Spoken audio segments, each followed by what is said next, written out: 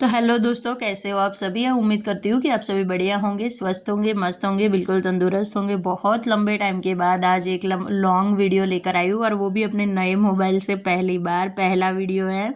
तो आज का वीडियो है किचन की क्लीनिंग के ऊपर। आप देख ही सकते हो किचन से ही स्टार्ट किया है मैंने ये वाला वीडियो। तो आज मैं कर रही हूँ किचन की क्लीनिंग।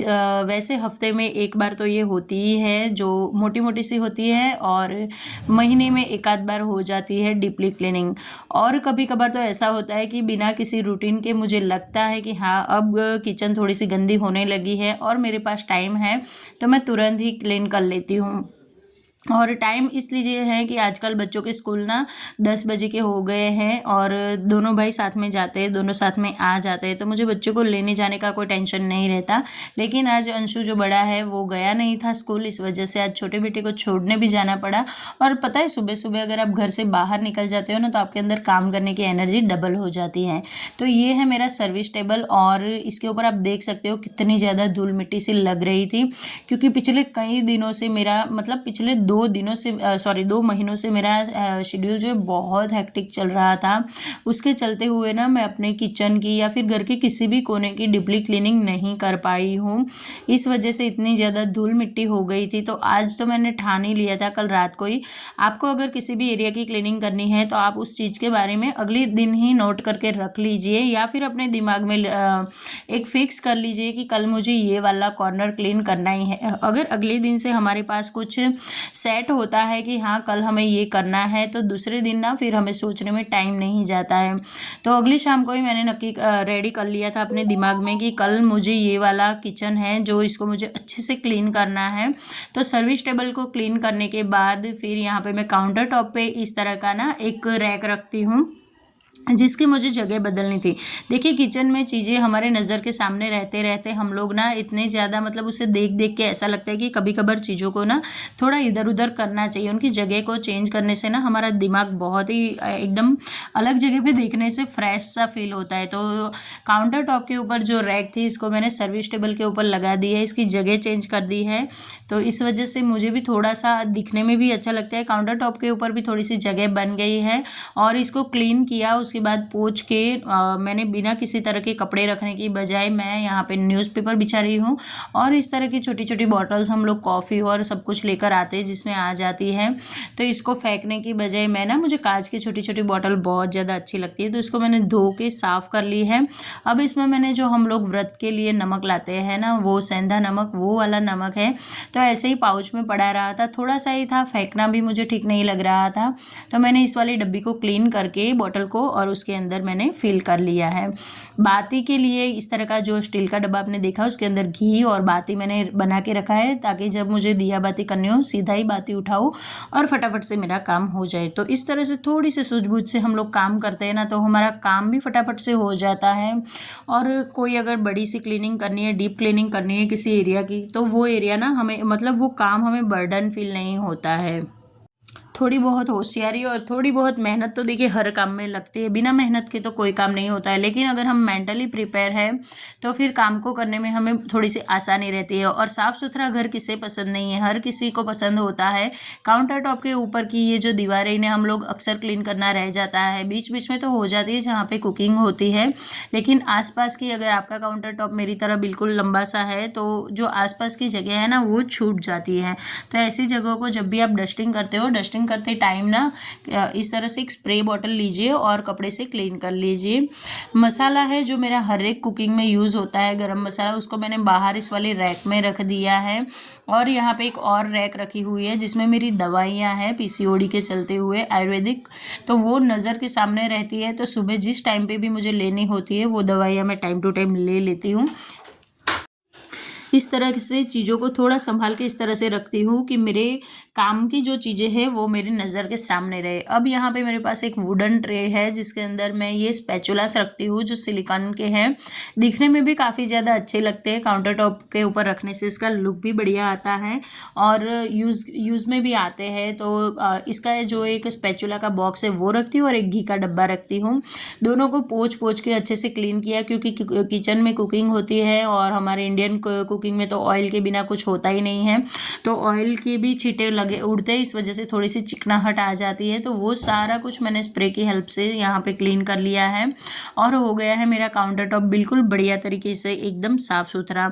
अब मुझे अपने सर्विस टेबल का ही क्लीनिंग करनी थी, तो आप देख सकते हो यहाँ पे क्लीनिंग क्या हाल हो चुका है सर्विस टेबल का। चीज़ें ना एक के बाद एक हम लोग ठूसते ही जाते हैं बिना किसी तरह से देखे सोचे समझे, बस हमें हर टाइम जल्दी मची रहती है और जैसे चीज़ें आई वैसे हमने भर दी। क्योंकि जैसे मैंने पहले बोला आप लोगों को कि पिछले 2 महीनों से इतना हेक्टिक शेड्यूल चल रहा था मेरा कि घर में मैं किसी भी तरह की डीप क्लीनिंग नहीं कर पाती थी। तो आज ये सर्विस टेबल ही क्लीन करने की सोची थी, लेकिन साथ के साथ 2-3 काम और भी हो गए हैं, ये भी एक अच्छी चीज़ है। हर एक जो यहाँ पे मैंने बॉक्सेस मेरे बने हुए हैं पार्टीशन, हर एक पार्टीशन को मैं सारा सामान पहले बाहर निकालती हूँ।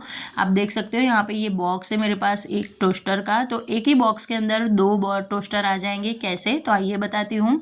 पहले मैंने इसको क्लीन कर लिया, ये ग्रिलर है मेरे पास और इसके अंदर मैंने बॉक्स के अंदर इसको लगा दिया है। उसके बाद अब ये वाला जो एक वाइट कलर का है ये काफ़ी गंदा हो जाता है बहुत ही जल्दी से, तो इसको मैं साफ़ कर लूँगी बढ़िया तरीके से। पहले तो इतना क्लीन कर लूँगी कि देखने में भी अच्छा लगे और इसके ऊपर एक साफ़ सफाई की परत भी दिखे।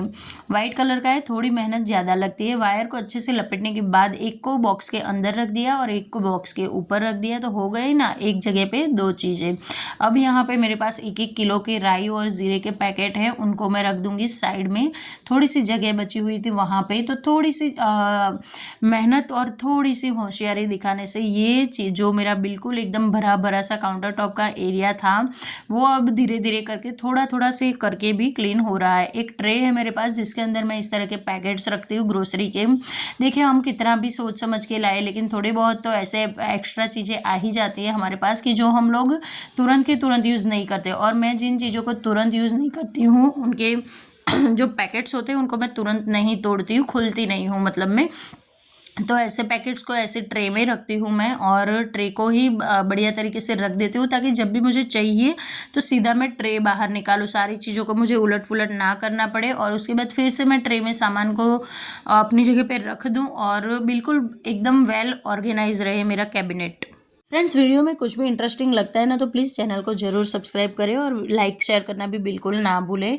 और हाँ, थोड़े थोड़े से सजेशन भी देते रहे मुझे। ग्लास के और कांच के और स्टील के दोनों तरह के पानी के ग्लास मेरे पास थे, तो एक तो पैकेट में तोड़ के बच्चों ने रखा हुआ था बॉक्स में और जो स्टील के ग्लास थे उनको मैंने बाहर निकाल दिया है। ये वाला कैबिनेट भी एज इट इज़ क्लीन कर दिया है मैंने।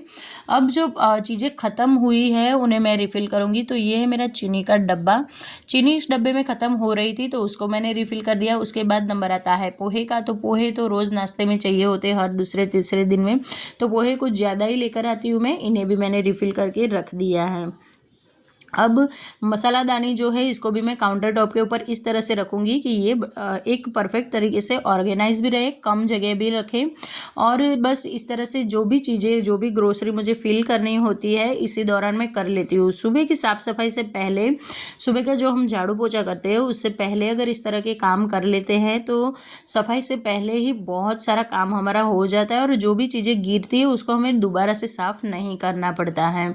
बस अब काउंटर टॉप को क्लीन करने के बाद नंबर आता है फ्रिज का, क्योंकि नाम ही किचन का है और किचन में बिना फ्रिज के तो हमारा किचन का कोई काम होता नहीं है। तो फ्रिज भी बहुत दिनों से क्लीन नहीं हुआ है। साथ के साथ आज जितनी भी, वैसे मैंने सब्जियां भी नहीं खरीद के लाई हूँ बहुत दिनों से, जितनी ज़रूरत होती है उतनी 1-2 दिन की ही लेकर आती हूँ आजकल, क्योंकि टाइम ही नहीं है मार्केट जाने का। तो जितनी भी एक्स्ट्रा की सब्जियां थी जो सड़ी गली थी उनको मैंने निकाल दिया है और हर एक पार्टीशन में से हर एक सामान बाहर निकाल के फ्रिज को बढ़िया तरीके से एकदम रगड़ रगड़ के साफ़ कर लिया है। फ्रिज देखिए बड़ा होता है ना, तो हम लोग क्या करते हैं एक के बाद एक ना सामान इसके अंदर ठूसते जाते हैं, जैसे कबर्ड में होता है बिल्कुल उसी तरह से, और देखते ही देखिए फ्रिज का क्या हाल हो जाता है वो तो हम सब जानते हैं। तो बस उसी चीज़ के चलते हुए मेरे साथ भी बिल्कुल वैसा ही हो गया था। पूरा फ्रिज नहीं क्लीन किया क्योंकि ये जो बॉटल वाले रैक है इनको मैंने पहले क्लीन कर लिया था बीच में, ये मुझे बहुत ज़्यादा गंदे लग रहे थे इस वजह से। अब मैं एक गीला कपड़ा के बाद सूखा कपड़ा हमेशा लगाती हूँ फ्रिज में, उसके बाद ही फ्रिज को मुझे एक सेटिस्फेक्शन वाली सफाई मिलती है। ये जितने भी कांच के पार्टीशन हमारे फ्रिज में होते हैं कैबिनेट्स, इन सभी को मैंने निकाल के बाहर आ गई हूँ लेकर क्लीन करने के लिए। हल्के हल्के से जो हल्का वाला स्क्रबर आता है उसकी हेल्प से अच्छे से मैंने कांच को क्लीन कर लिया। ये सफाई ना थोड़ी सी संभाल के करनी होती है क्योंकि ये अगर टूट गए तो फिर आप लोग समझ सकते हो फ्रिज का क्या हाल होता है। और इसीलिए मैं धूप में लेकर आई हूँ। पोंछना और ये सब करने से बढ़िया मुझे धूप में इनको सुखाना लगा। और जो मैट होते हैं फ्रिज के वो भी मैंने धो दिए हैं साथ में ही, तो सारी चीज़ें सूखती रहेगी जब तक मैं घर में दूसरा काम करूँगी। मैंने झाड़ू वाड़ू लगाया, सब ठीक ठाक किया, उतने में ये सारी चीज़ें सूख गई थी क्योंकि बहुत ही ज़्यादा तेज़ धूप लग रही है, तीखी वाली सी धूप लग रही है।